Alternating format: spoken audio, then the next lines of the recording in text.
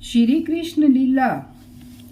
श्री सुखदेव जी कहते हैं, परीक्षित, अक्रूर जी इस प्रकार स्तुति कर रहे थे। उन्हें भगवान श्री कृष्ण ने जल में अपने दिव्य रूप के दर्शन कराए और फिर उसे छिपा लिया। ठीक वैसे ही जैसे कोई नट अभिनय में कोई रूप दिखाकर फिर उसे पर्दे की ओट में छिपा दे। जब अक्रूर जी ने देखा कि भगवान का वह दिव्य रूप अंतर्ध्यान हो गया, तब वे जल से बाहर निकल आए और फिर जल्दी जल्दी सारे आवश्यक कर्म समाप्त करके रथ पर चले आए। उस समय वे बहुत ही विस्मित हो रहे थे। भगवान श्री कृष्ण ने उनसे पूछा, चाचा जी, आपने पृथ्वी, आकाश या जल में कोई अद्भुत वस्तु देखी है क्या? क्योंकि आपकी आकृति देखने से ऐसा ही जान पड़ता है। अक्रूर जी ने कहा, प्रभु, पृथ्वी, आकाश या जल में और सारे जगत में जितने भी अद्भुत पदार्थ हैं वे सब आप में ही हैं, क्योंकि आप विश्वरूप हैं। जब मैं आपको ही देख रहा हूं तब ऐसी कौन सी अद्भुत वस्तु रह जाती है जो मैंने ना देखी हो।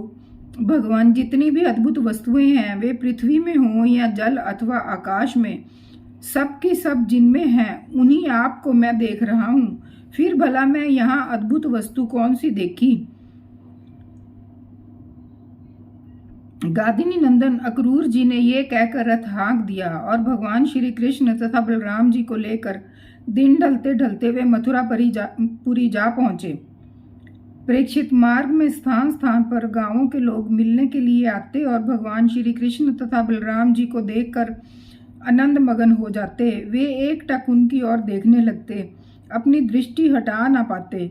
नंद बाबा आदि व्रजवासी तो पहले से ही वहां पहुंच गए थे और मथुरापुरी के बाहर उपवन में रुककर उनकी प्रतीक्षा कर रहे थे। उनके पास पहुंचकर जगदीश्वर भगवान श्री कृष्ण ने विनीत भाव से खड़े अक्रूर जी का हाथ अपने हाथ में लेकर मुस्कुराते हुए कहा, चाचा जी, आप रथ लेकर पहले मथुरापुरी में प्रवेश कीजिए और अपने घर जाइए। हम लोग पहले यहाँ उतरकर फिर नगर देखने के लिए आएंगे। अक्रूर जी ने कहा, प्रभु, आप दोनों के बिना मैं मथुरा में नहीं जा सकता। स्वामी, मैं आपका भगत हूँ, भगत वत्सल प्रभु, आप मुझे मत छोड़िए।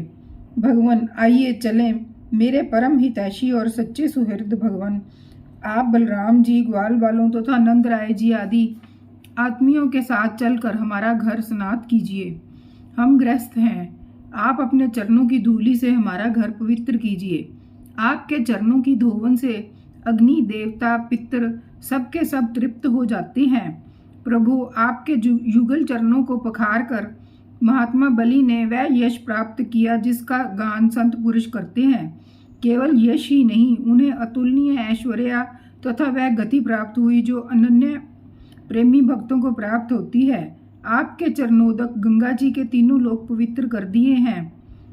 सचमुच वे मूर्तिमान पवित्रता हैं। उन्हीं के स्पर्श से सगर के पुत्रों को सदगति प्राप्त हुई और उसी जल को स्वयं भगवान शंकर ने अपने सिर पर धारण किया। यदुवंश शिरोमणे, आप देवताओं के भी आराध्य देव हैं, जगत के स्वामी हैं। आपके गुण और लीलाओं का श्रवण तथा कीर्तन बड़ा ही मंगलकारी है। उत्तम पुरुष आपके गुणों का कीर्तन करते रहते हैं। नारायण, मैं आपको नमस्कार करता हूँ। श्री भगवान ने कहा, चाचा जी, मैं दाऊ भैया के साथ आपके घर आऊंगा और पहले इस यदुवंशियों के द्रोही कंस को मारकर तब अपने सभी सुहृद स्वजनों का प्रिय करूंगा। सुखदेव जी कहते हैं, परीक्षित, भगवान के इस प्रकार कहने पर अक्रूर जी कुछ अनमने से हो गए।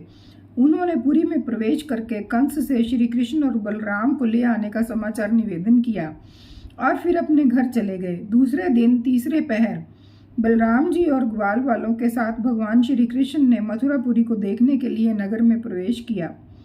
भगवान ने देखा कि नगर के परकोटे में स्फोटक मणि के बहुत ऊंचे ऊंचे गोपुर तथा घरों में भी बड़े बड़े फाटक बने हुए हैं। उन्हें सोने के बड़े बड़े किवाड़ लगे हुए हैं और सोने के ही तोरण लगे हुए हैं। नगर के चारों ओर तांबे और पीतल की चार दीवारी बनी हुई है। खाई के कारण और कहीं से उस नगर में प्रवेश करना बहुत कठिन है। स्थान स्थान पर सुंदर सुंदर उद्यान और रमणीय उपवन, उपयोग में आने वाले बगीचे शोभायमान हैं। स्वर्ण से सजे हुए चौराहे, धनियों के महल, उन्हीं के साथ के बगीचे, कारीगरों के बैठने के स्थान या प्रजा वर्ग के सभा भवन और साधारण लोगों के निवास गृह नगर की शोभा बढ़ा रहे हैं। वैदूर्य, हीरे, स्फटिक, नीलम, मूंगे, मोती और पन्ने आदि से जड़े हुए छज्जे, चबूतरे, झरोखे एवं फर्श आदि जगमगा रहे हैं।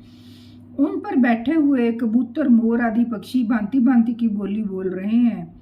सड़क, बाजार, गली एवं चौराहे पर खूब छिड़काव किया गया है। स्थान स्थान पर फूलों के गजरे, ज्वारे, खील और चावल बिखरे हुए हैं। घरों के दरवाजों पर दही और चंदन आदि से चर्चित जल से भरे हुए कलश रखे हैं और वे फूल, दीपक, नई नई कोंपलें, फल सहित केले और सुपारी के वृक्ष, छोटी छोटी झंडियां और रेशमी वस्त्रों से भली भांति सजाए हुए हैं।